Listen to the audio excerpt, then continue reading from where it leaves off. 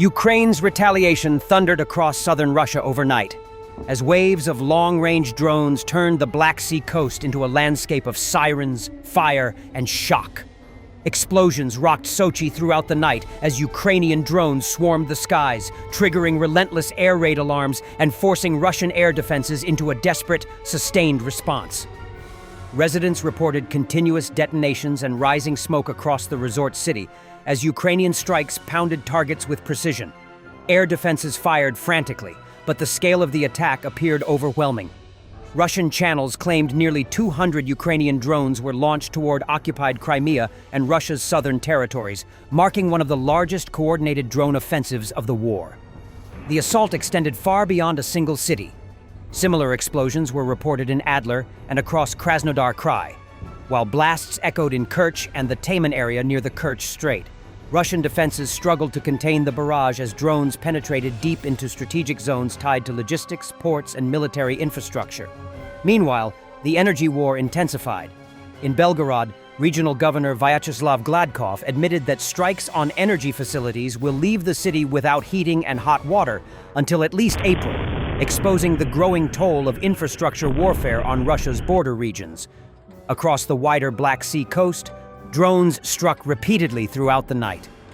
Explosions were confirmed in Novorossiysk, Anapa, and Tuapse, while in the Temryuk district a port facility was hit and an oil tank ignited, sending flames into the night sky.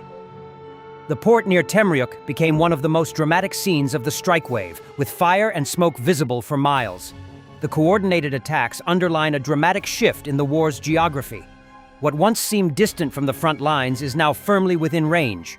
Ukrainian retaliation has expanded into a sustained campaign aimed at ports, logistics hubs, and energy infrastructure, forcing Russia to defend vast territories far from the battlefield while its population faces the growing reality of war at home. Че, ебанулись нахуй? Или это герань летит? Russian presidential spokesman Dmitry Peskov recently said, very wrongly, that it's difficult, if not impossible, to imagine frontline communications being provided via telegram or any other messenger. War blogger Nikita Tretyakov has a list of other unimaginables. What else is unimaginable? It's unimaginable that just a week ago, our troops' communications relied on an enemy country's satellite constellation. It's unimaginable that soldiers still obtain many essential items for war and military life: anti-thermal blankets, radios, gasoline-powered and electric tools, inverter generators, etc., almost exclusively from their salaries or from volunteers. It's unimaginable that the entire country supplies the army with civilian vehicles, while the army is desperately trying to combat this. It's unimaginable that mobilized soldiers were not only kept on serving forever, not only forgotten, but many were forced to sign contracts under threat of death. It's unimaginable that people are sent to combat zones on crutches to comply with all the formalities. It's unimaginable that losses, except in the most horrific cases, are not even taken into account when assessing the effectiveness of command. It's impossible to imagine, by the way, that at the end of the 4th year of the war, the authorities still consider it seditious to even mention losses.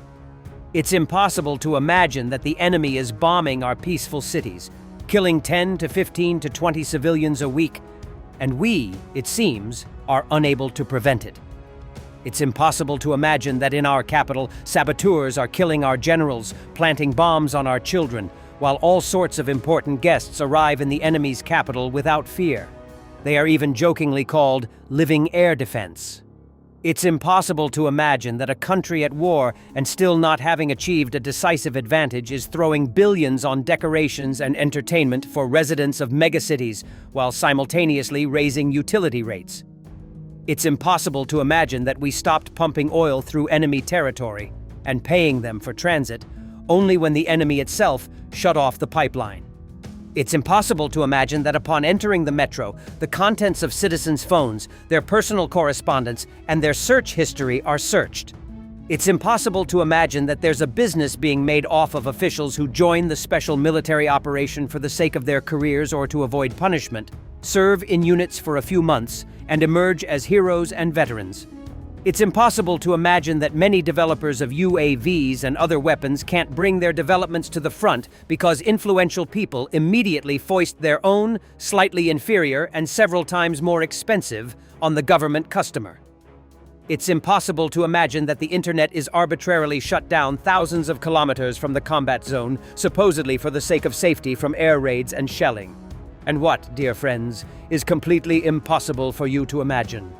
Newly released footage from Ukrenergo has revealed the scale of destruction inflicted on Ukraine's civilian energy infrastructure, showing power facilities shattered by repeated Russian strikes.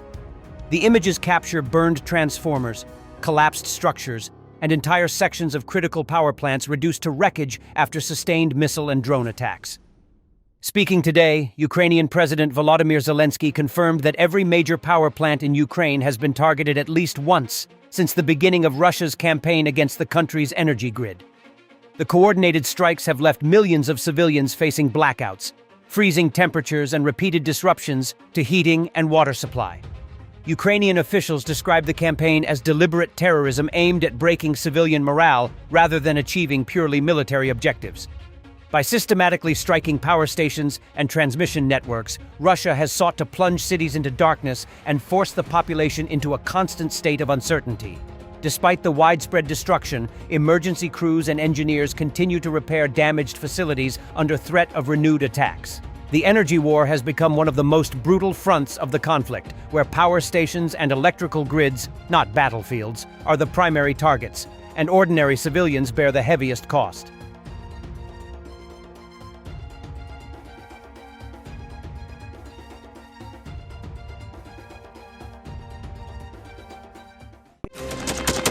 Thanks for watching, and don't forget to subscribe.